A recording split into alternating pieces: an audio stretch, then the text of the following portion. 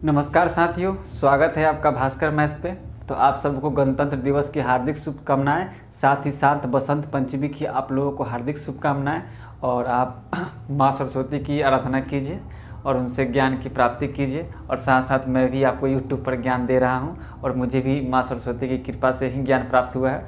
तो चलते हैं और अगले वीडियो पे हम लोग काम करते हैं, बढ़ते हैं। ये सवाल एसएससी जीडी में आया है, ठीक है। और इस सवाल का अप्रोच क्या होगा, आप बहुत सारे यूट्यूब चैनल देखेंगे, उनमें लंबा 1+r/100 वगैरह वगैरह लोग यूज करके और इसको सॉल्व कर रहे हैं। अगर हम कॉम्पिटिटिव एग्ज़ाम में भी, प्रतियोगिता परीक्षा में भी इस तरीके के लंबे सॉल्यूशन करने लगेंगे तो फिर मेरे पास समय ही नहीं बचेगा कि पूरे सवाल को अटेम्प्ट कर पाएँ, ठीक है। इसलिए आपको एक एग्जामिनर कैसे सोचता है, कैसे क्वेश्चन बनाता है, उस प्रकार से सोचना पड़ेगा और सवाल को हल करना पड़ेगा।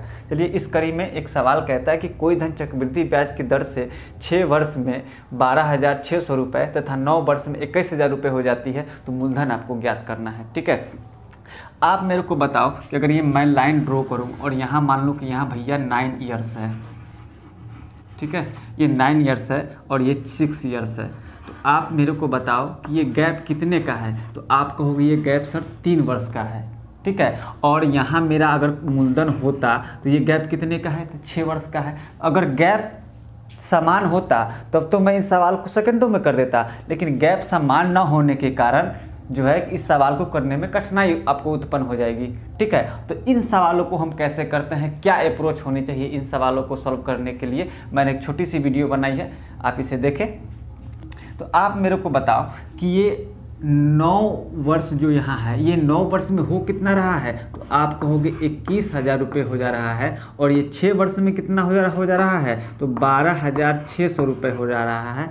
अगर मैं इसका रेशियो लूँ, 2 0 से 2 0 काट दूँ और 42 3 का 126 और 42 बचे होता है 210। मतलब ये 3 वर्षों का जो गैप है उसमें इसका जो अनुपात है वो 3 से कितना है, 5 है। मतलब प्रत्येक 3 वर्ष पे ये 3 से 5 हुआ होगा, फिर अगले वर्ष में फिर 3 से 5 होगा। मतलब अगर मैं यहाँ से कहूँ कि बताइए यहाँ राशि कितनी होगी, तो ये भी गैप कितना का है, 3 का ही है। और फिर यहाँ ये गैप कितना का है, 3 का ही है। इसका मतलब 2 गैप बनेंगे। अगर मैं पीछे आऊँ तो 2 गैप बनेंगे, कितने के, 3 के, ठीक है। तो आप मेरे को बताओ कि ये राशि 3 से 5 हो रही है, तो यहाँ भी 3 से 5 हुआ होगा और यहाँ भी 3 से 5 हुआ होगा।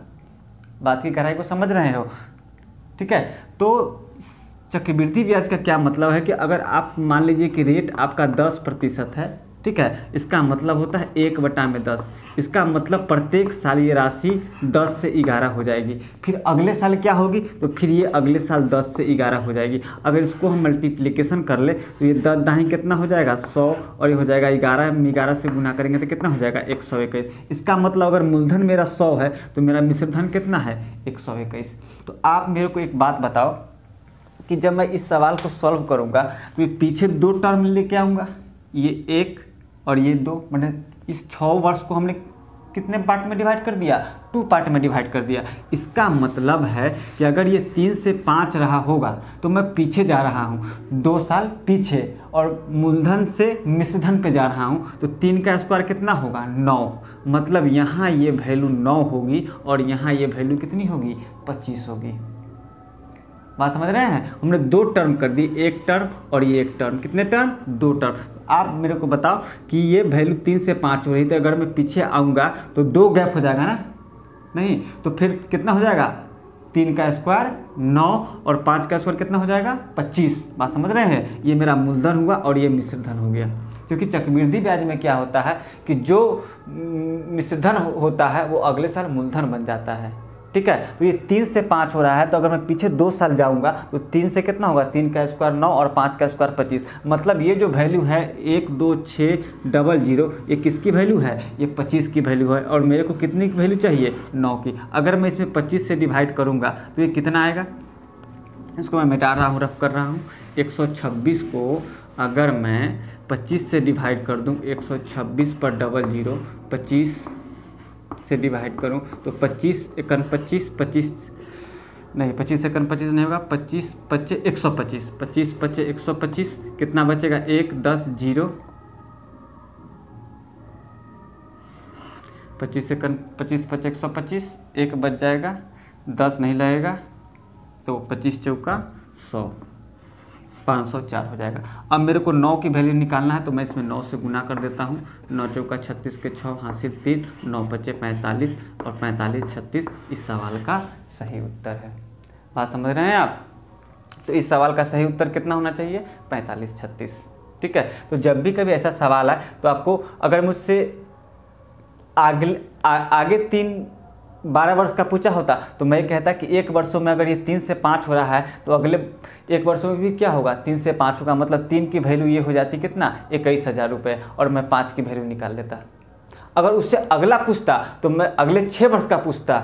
ठीक है, मतलब 9 से अगर वो 6 वर्ष का अंतर कर देता, 9 अच्छा 15 वर्ष का हमसे अगर राशि पूछ लेता तो भी हम आसानी से निकाल सकते थे कि 2 का गैप हो जाएगा ना 15 में, 9 से 12, 12 से फिर 15, तो फिर 3 का स्क्वायर 9 और 25 की वैल्यू निकाल लेता। इसका मतलब ये वैल्यू जो हो जाती वो 9 की हो जाती और 25 की वैल्यू मैं फाइंड कर लेता। तो सवाल अगर इस अप्रोच को अगर कोई जान रहा है, अगर पहचान रहा है तो आप प्रतियोगिता परीक्षा में वो आपसे जल्दी सवाल कर लेगा और आगे बढ़ जाएगा। और 1-2 सवाल ऐसे होते हैं जिसको आपको टैकल करना पड़ता है, हल करना पड़ता है। जैसे कि 20 सवाल पूछ रहा है तो 10 से 12-15 सवाल तो ऐसे हैं कि जो सभी सॉल्व कर रहे हैं, लेकिन ये 5 से 7 सवाल वही हल कर पाएंगे जिनकी अप्रोच अच्छी है या जिनकी पकड़ गणित पे अच्छी है। ठीक है, तो अगर मुझे इस सवाल को सॉल्व करना होता तो मैं आसानी से कर लेता। मुझे पता चल गया भैया कि 2 0 से 2 0 कट जाएगा, 42 3 126 और 42 25 200, 3 से 5 हो रहा है तो पीछे अगर 2 साल जाऊंगा तो मूलधन कितना होगा? 9 से फिर 25 हो जाएगा। इसका मतलब 25 की वैल्यू ये है, 9 की वैल्यू मैं निकाल लेता। ठीक है, तो वीडियो अगर आपको अच्छी लग रही हो तो वीडियो को लाइक करें, शेयर करें और साथ ही साथ चैनल को सब्सक्राइब करेंगे। तो आज खुशी का दिन है, गणतंत्र दिवस की हार्दिक शुभकामनाएं, साथ साथ बसंत पंचमी की भी हार्दिक शुभकामनाएं। मिलते हैं अगले वीडियो में। Thank you.